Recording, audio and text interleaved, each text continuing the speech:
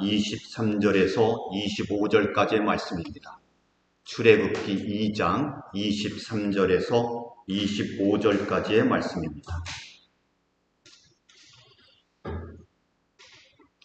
다 같이 한 목소리로 함께 읽도록 하겠습니다.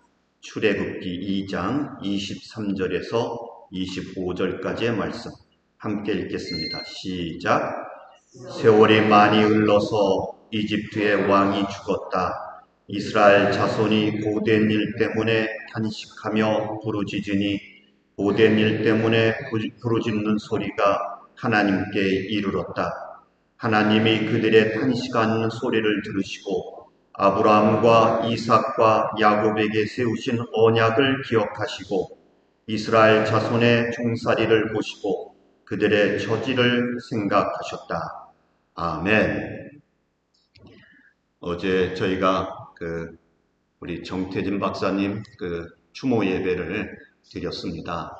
사진을 이렇게 가족분들이 준비하셔서 슬라이드로 쭉 보면서 정태진 박사님 젊은 시절 패션이 요즘 패션하고 별로 다르지가 않구나 이런 생각을 하기도 하고요. 또 정 박사님과 박마리아 장로님 결혼식 사진을 보면서 두 분이 참 곱구나 그런 생각을 하기도 했습니다. 제 방에도 저희 집사람하고 신혼여행 가서 제주도에서 찍은 사진이 하나가 있습니다. 제 후배 목사님이 어느 날 제 사무실을 방문해서 이렇게 저렇게 보고 얘기를 나누다가 그 사진을 보고는 목사님 이럴 때도 있었네요 이렇게 얘기를 합니다. 아니 그러면 그럴 때는 어떤 거고 이럴 때는 어떻단 말인가요? 제가 왠지 기분이 별로 안 좋아지면서 그러나 할 수 있습니까? 그럴 때가 벌써 지나서 이럴 때가 돼버렸는데요. 어쩔 수 없죠. 신방을 가보면 젊은 부부들 가정에는 신혼여행 사진들을 많이들 걸어놨습니다. 그거 왜 걸어놨을까요? 이제 우리가 이렇게 아름다웠다, 이렇게 사진이 예뻤다, 이런 것도 있겠지만 우리가 이런 마음으로 결혼했다. 이런 것 아닐까요? 그때를 좀 생각해보자. 이런 것 아니겠습니까? 처음 때를 좀 생각해보자. 이런 마음들이겠죠. 여러분, 우리가 처음에 예수를 믿었을 때, 첫사랑의 때를 회복하는 것이 중요합니다. 우리 예수 믿는 사람들에게 가장 중요한 것은요, 사회가, 정치가, 경제가 어떻게 돌아가느냐의 문제가 아닙니다. 예수 믿는 사람들의 가장 큰 관심과 가장 큰 문제는 하나님과 내가 어떤 관계를 가지고 있느냐 하는 것입니다. 하나님과 나는 어떤 관계를 가지고 있느냐. 이게 가장 중요하다는 거죠. 여러분, 기독교인들이 세상을 바꿔야 되겠다. 요즘 미국에 그런 운동을 하는 분들이 있어서 좀 걱정스럽습니다만은 여러분, 기독교인들이 세상을 바꾸는 거창한 것을 말하기 전에 가장 중요한 것은 하나님과 내가 어떤 관계인가를 회복하고 생각하고 따져봐야지 된다는 것입니다.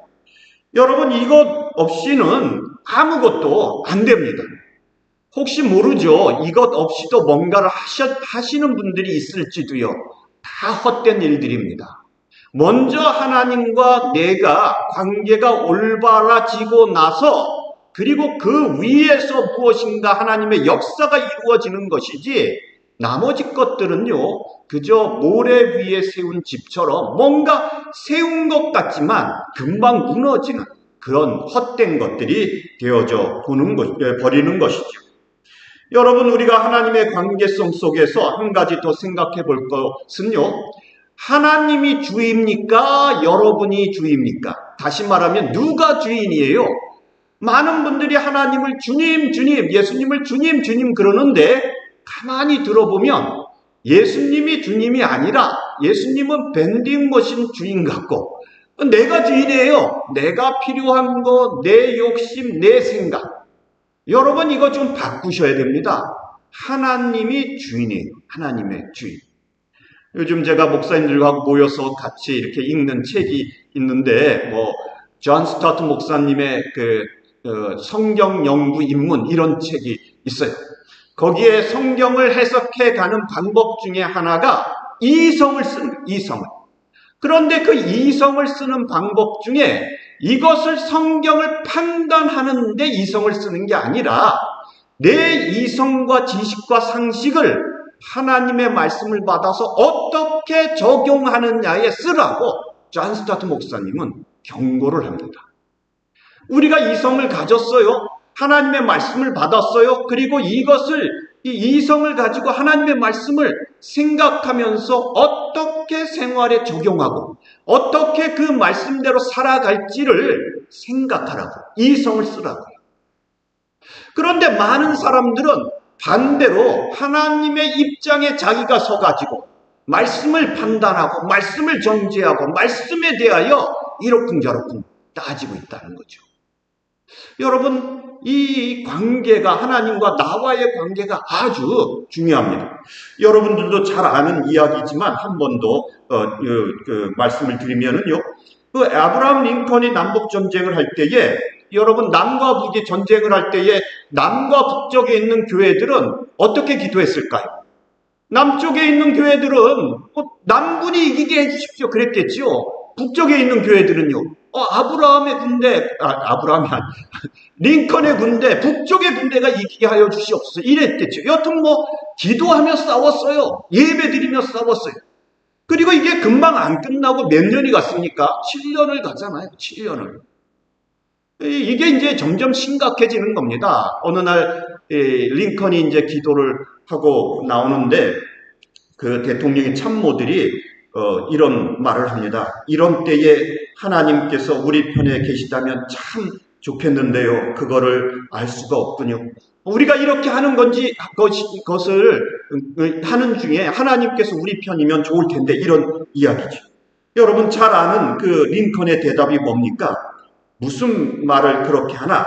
나는 하나님께서 내 편에 계신지 안 계신지는 생각해 본 일이 없네. 내 관심은 오직 내가 하나님 편에 서 있는가? 내가 정말 하나님의 일을 하고 있는가? 그것뿐이네. 여러분, 하나님 편에 서야지 되는 거죠. 하나님을 내 편으로 끄집어 당기려고 하지 말고 하나님 편에 내가 가서 붙어 있어야지 되는 거죠. 여러분, 우리가 이 믿는 자들이 살아가는 데 있어서 가장 중요한 것은 하나님과의 관계입니다. 그래서 우리는 뭐로 살아요? 의인은 믿음으로 산다. 믿음으로. 환경과 어려움 속에서 그것을 바꿔보려고 사는 게 아니라 이 환경 속에서, 이 어려움 속에서 역사하시는 하나님을 바라보면서 살아가는 거죠. 오늘 본문의 말씀은요, 저희가 마지막 세 구절만 읽었지만 2장 전체를 보면서 말씀을 살펴보려고 합니다. 이제 모세가 구원을 받았어요. 그래서 이제 공주에게 가서 키워집니다. 그런데 이제 모세가 처음에 젖을 뗄 때까지는 어디서 컸냐면은 어머니 요게벳에서 컸습니다. 아마 어머니 요게벳은 모세를 키우면서 히브리인의 노래, 히브리인의 이야기, 히브리인의 신앙, 그리고 모세가 어떻게 나일강에서 구원을 받았는지 이런 것들을 계속해서 얘기를 해줬을 거예요. 그리고 이제 젖을 떼서 바로의 궁전으로 들어가죠. 바로의 궁전으로 들어갈 때 모세는 벌써 히브리인의 정체성을 가지고 있었어요. 그리고 이제 바로의 궁전에서는 당시에서는 가장 문명이 발달한, 요즘 말로 하면 미국과 같은 학문이 발달하고 문명이 발달하고 군사가 가장 강한 나라의 그 가장 꼭대기에서 교육을 받는 거죠. 그렇게 교육을 받고 그랬지만 모세는 여전히 자기가 히브리인이라고 하는 생각을 있었어요. 그래서 11절에 보면 어느 날 나가서 보니까 이 애굽 감독관이 아마 이 히브리인을 때리고 있었나 봐요. 모세가 몰래 가서 그 애굽 감독관이 혼자 있을 때 때려 죽여버렸어요. 살인을 한 거죠. 그리고는 모래 속에 싹 묻어놓고 아무도 모를 거라고 생각을 했어요. 다음 날에도 또 나가봤더니 히브리인끼리 싸우고 있는 거죠. 히브리인끼리. 여러분, 우리나라 독립 할 때에, 일본에 압제당하고 있을 때에, 여러분, 일본인하고 싸우는 것도 답답한데, 한국인끼리 싸우면 얼마나 답답하겠습니까? 그래서 모세가 그 답답한 마음에 가가지고 말리는 거죠. 싸우지 마라. 그랬더니 그 히브리인이 뭐라 그래요? 언제 우리가 너를 우리의 재판관으로 세웠냐? 너 어제 애국 사람 때려 죽이던데 오늘 우리 때려 죽이려고 그러는 거냐? 이러면서 덤비는 겁니다. 모세가 깜짝 놀랐어요. 남 몰래 한 줄 알았는데 다 알고 있거든요. 그래서 이 애굽을 떠나서 미디안 광야로 달아나게 됩니다.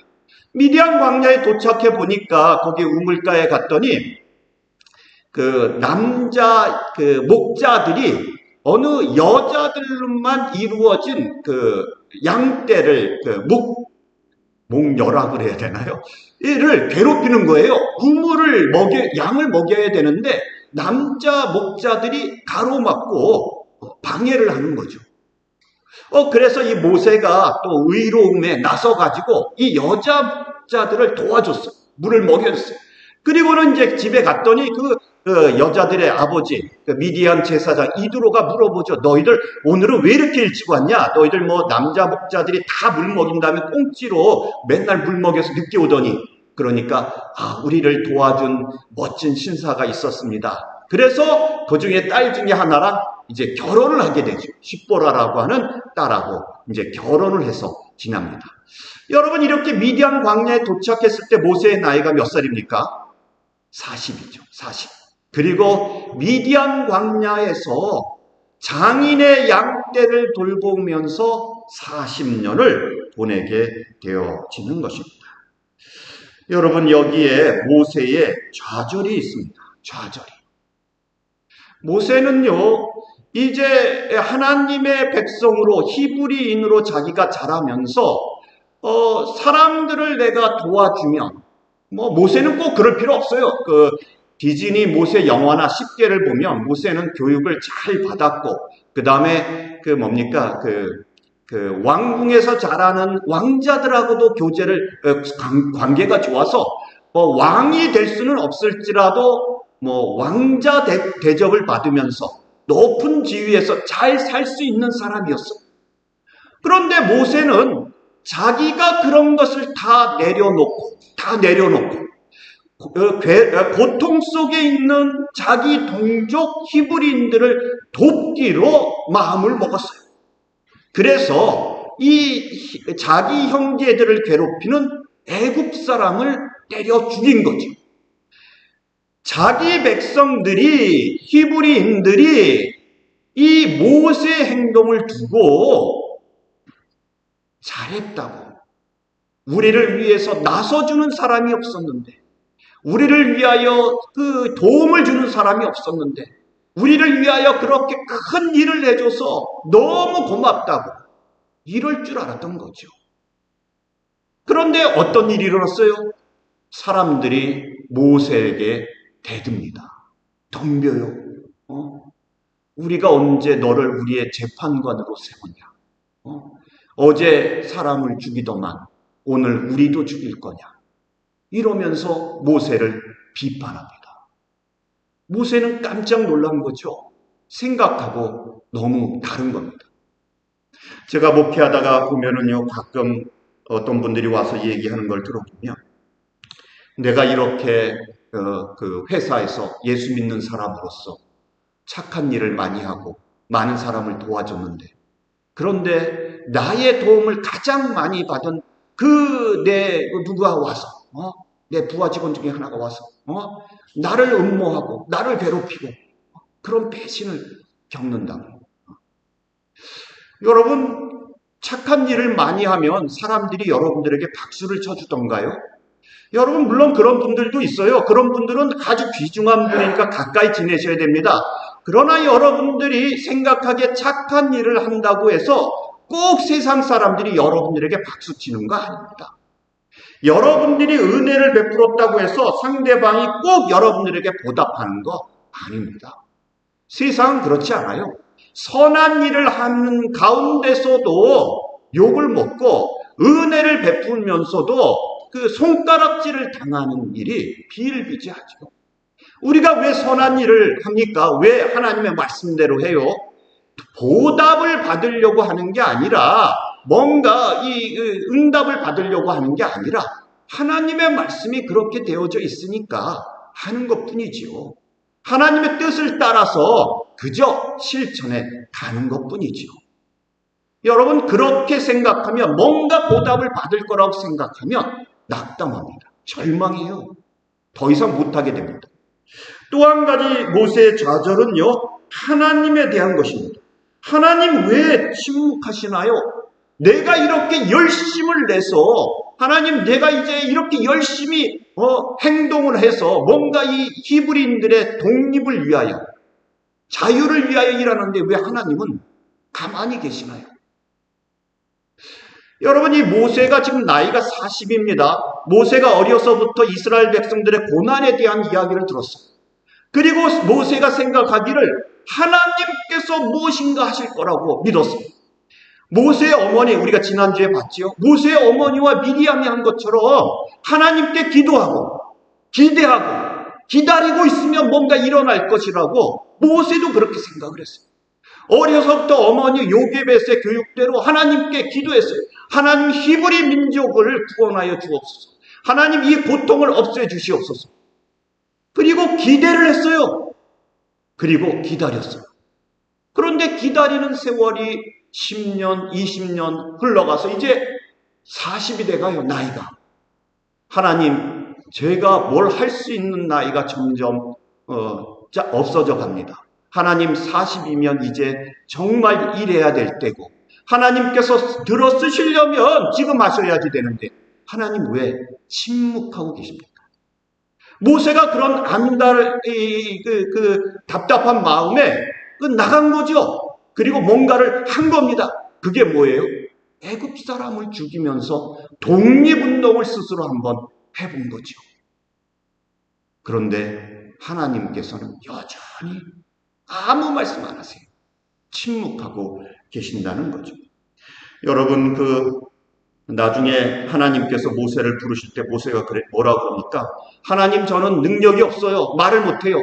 여러분, 사도행전에 보면 스데반 집사님이 모세는 말과 행동이 능한 자였다고 교육을 많이 받았거든요. 그런데 모세는 뭐라 그래요? 하나님, 저 못합니다. 튕기죠. 한마디로 말하면 모세가 지금 하나님께 삐졌어요. 하나님, 저 못해요. 못합니다. 할 수 없어요. 말도 못하고 능력도 없고. 여러분, 이 40년을 살아가면서 모세는 자기의 열심에 대한 배반에 대하여 하나님께 원망을 하고 있는 거죠. 가끔 우리 성도님들이 그런 얘기를 해요. 이 진인사 대천명이라고 성경에도 있지 않냐고. 여러분, 그런 말씀이 있습니까? 진인사 대천명? 이 지성이면 강천이라고. 여러분, 그런 말씀 절대 없어요.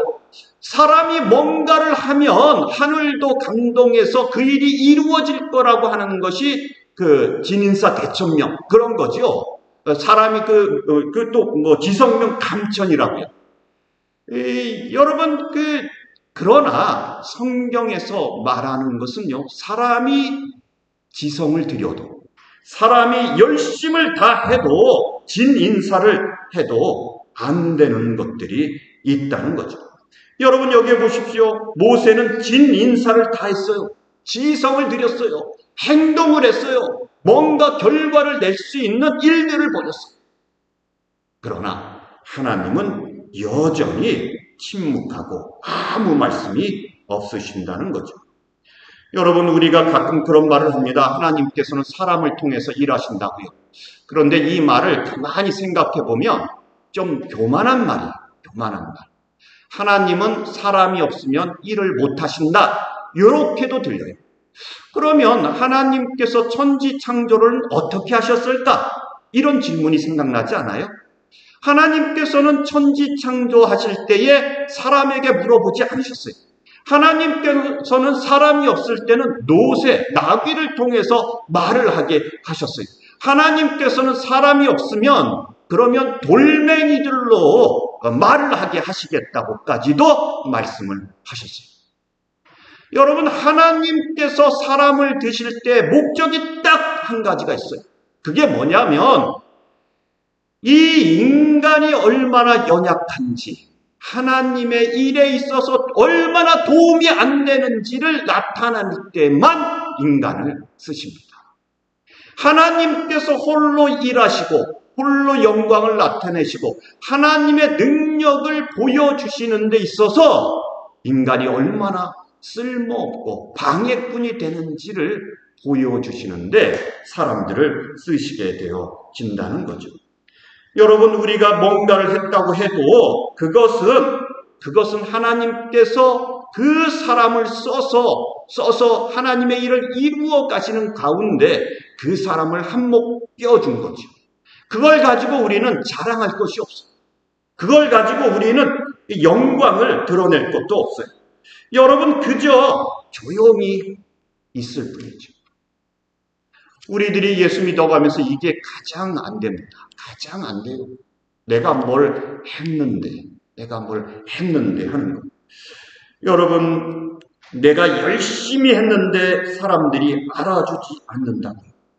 모세가 열심히 했더니 사람들이 뭐라 그래요? 우리가 언제 너를 우리 재판관으로 세웠느냐? 네가 우리를 죽이려고 하느냐? 이렇게 얘기합니다. 그러면 하나님께서는 여기에서 아무 말씀도 안 하고 계시는데 그러면 일을 전혀 안 하고 계시는 걸까요?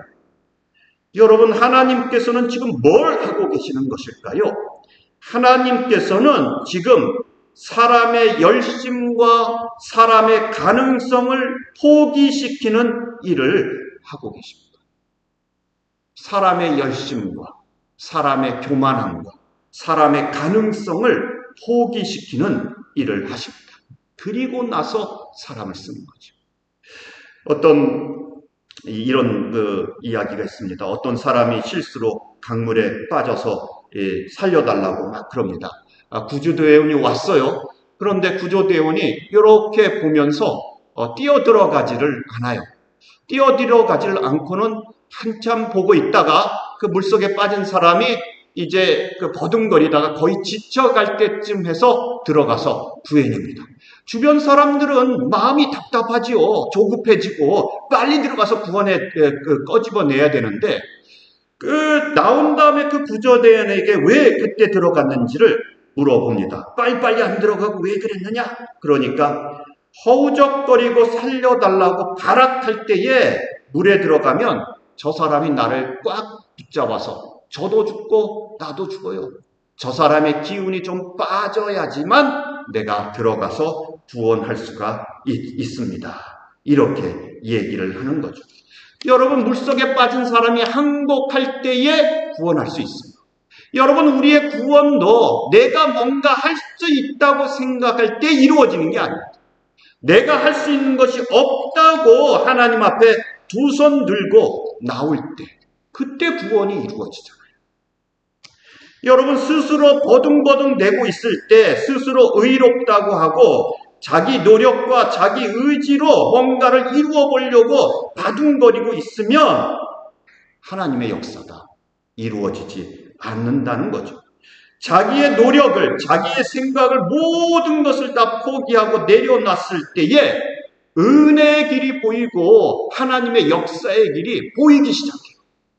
구원의 길이 보이기 시작하게 되어지는 거죠.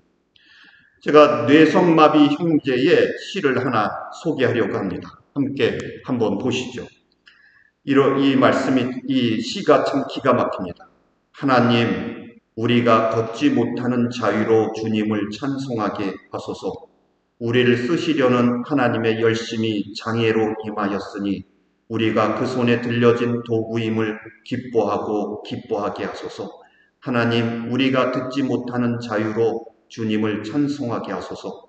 우리를 향하신 하나님의 음성이 침묵으로 임하였으니 침묵 중에 임하는 그 하나님을 만나게 하소서.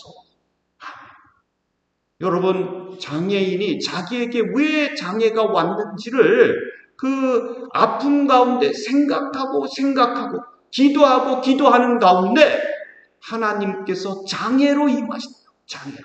나의 문제 가운데 임하시고 나의 고통 가운데 임하시고 나의 어려움 가운데 임하셔서 나의 고통으로 오히려 찬송하게 하시고 나의 고통으로 오히려 하나님을 만나도록 역사하고 계시다. 그래서 오히려 하나님을 찬양한다. 침묵 가운데 계신 하나님을 만난다. 이렇게 이야기하고 있는 거죠. 여러분, 하나님께서 모세의 고집과 모세의 자기 의로움을 꺾는데 40년이 걸렸어요. 40년 동안 침묵하셨고요. 그리고 모세는 날마다 자기 장인의 양떼를 치면서 얼마나 답답했을까요? 그래서 자기가 이제 아들을 낳아요. 그 아들의 이름이 게르솜인데 그 뜻이 뭡니까? 내가 이방 땅에서 나그네가 되었다. 포기한 거죠.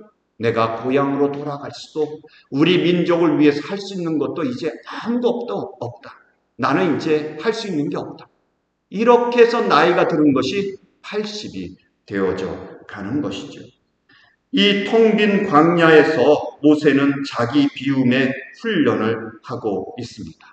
열정이 식어버리고 열심이 없어져 버리고 다 타서 이제는 탈 것조차 없는 그런 껍데기만 있는 사람이 되어져 버렸습니다. 여러분, 이러한 상태에 있는 모세에 하나님께서 나타나시는 거죠. 오늘 읽은 23절, 25절 말씀에 뭐라고 되어져 있습니까?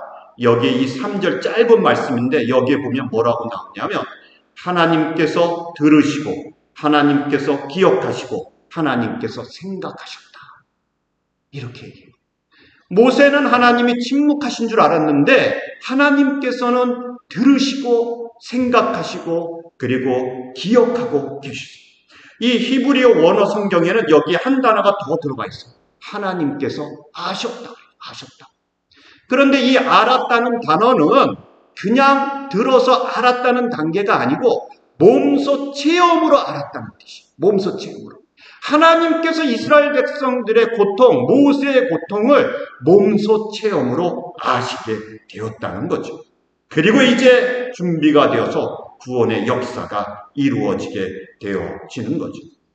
여러분, 우리가 지금 침묵 가운데 버림받은 것 같은 상황 속에 있습니까? 하나님께서 우리의 기도를 들으시고 우리의 상황을 보시고 우리를 생각하시고 우리의 고통을 아십니다. 하나님께서 응답하지 않으신다고 생각하십니까? 그 하나님께서는 우리와 함께 하시면서 우리의 고난과 어려움을 통하여 복음의 전파를 이루어 가십니다. 우리가 할 일은 원망과 불평이 아니라 우리의 자리에서 믿음으로 사는 거죠. 믿음으로. 침묵 가운데, 하나님의 침묵 가운데 우리를 성장시켜 가시는 하나님을 믿는 믿음으로 오늘을 사는 겁니다. 여러분, 이런 믿음으로 승리하시는 여러분들이 다 되시기를 바랍니다. 다 같이 기도드리겠습니다.